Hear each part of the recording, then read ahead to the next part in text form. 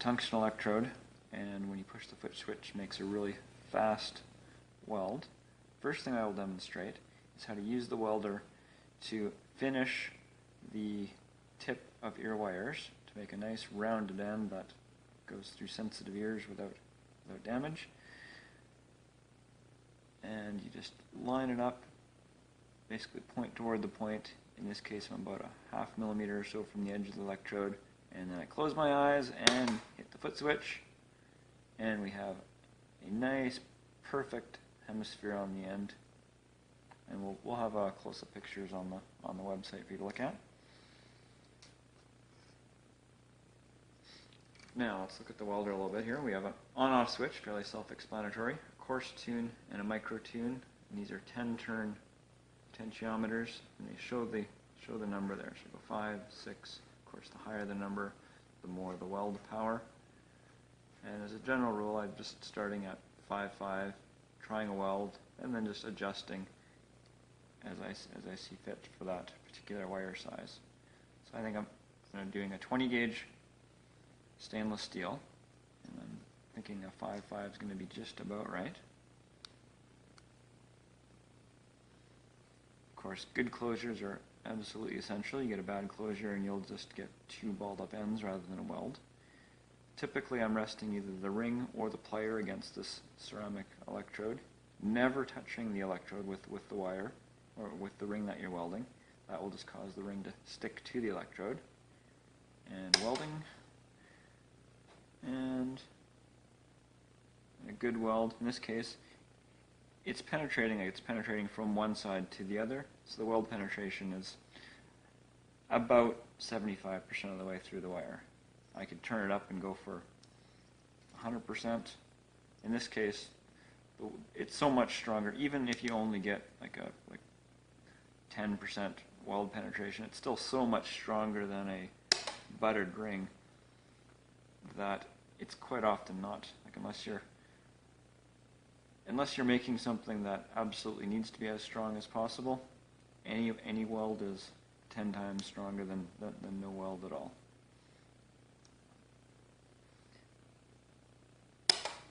And just as a quick test to see, like typically here, if I just show you a buttered ring as a comparison, if I had butted chain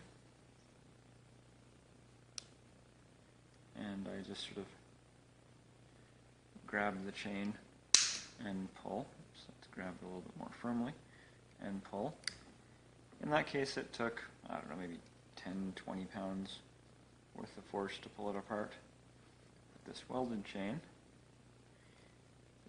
I'll get a really good grip. I am pulling about as hard as I can, and absolutely nothing. Oh, I do get a little bit of warping on this ring from grabbing it so tightly. But a good way to test a ring is take a plier, sort of grind some notches in it such that it doesn't come flying off the end, and you can sort of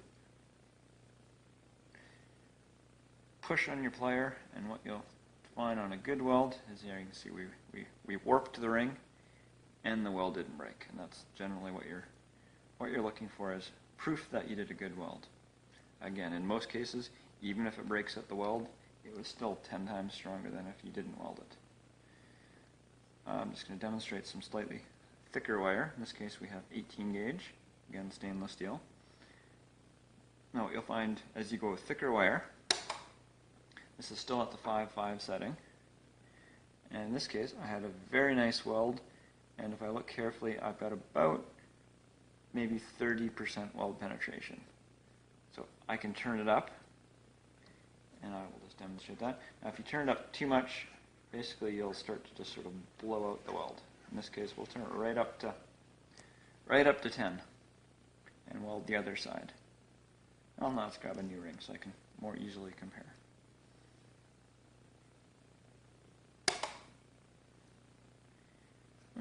Surprisingly little difference.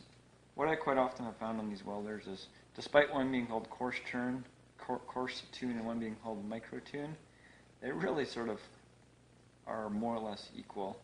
And I find that just think of it as adding the two numbers seems to be more accurate than one having more effect than the other. So this is at full power. Definitely more of an intense weld in that time.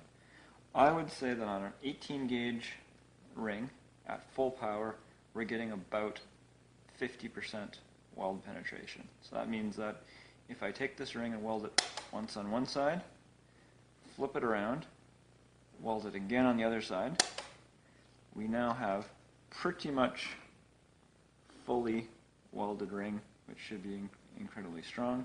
When you start going above 18 gauge to get the strength, it will take more and more welds. For example, with this 16 gauge, I weld it once. In this case, I'm trying to weld at the top. We've got maybe 20% or so penetration. Now this is fine. This is many times stronger than a buttered ring. You could easily stop here. You want to keep going. Basically, you can weld it on the inside just by putting your ring like this. You can twist and you can weld it on this side. And just a spot here. So basically, you can go all the way around doing as many welds as it takes, and then you will get as strong of a ring as you will ever need. About the maximum that you can do with this welder is about in one weld is about 20 gauge. On the other hand, on the low end, you can go down to 30 or 40 gauge wire. I'll just do a real quick demonstration on 24 gauge. We can turn her down. Go on with let's go with about a 2. And like I said, I sort of generally move these together. And overall, I think 110 turn adjustment would have been plenty of adjustment for this welder. Okay, so this ring, you'll probably be lucky if you can see this ring on the video. 24 gauge 1/16. Make sure I get a good closure. And I may not have a good enough closure. And I'd say no, I did not have a good enough closure. Let's try that again. And in the case you know you don't have a good enough closure when you weld right in the middle of right between the two wires on the ring, and your ends just sort of ball up rather than flow together. I'm going to go a little bit more power. That could also have been the problem. Let's say 3 or so. And you can see when you're welding 24 gauge at sort of 30 or 40% power, there we go. You've got no chance that you can really see that ring, but we have a successfully welded 24 gauge ring. We can easily go down to 26, 28, 30 gauge. This welder can still quite easily handle it. Cut.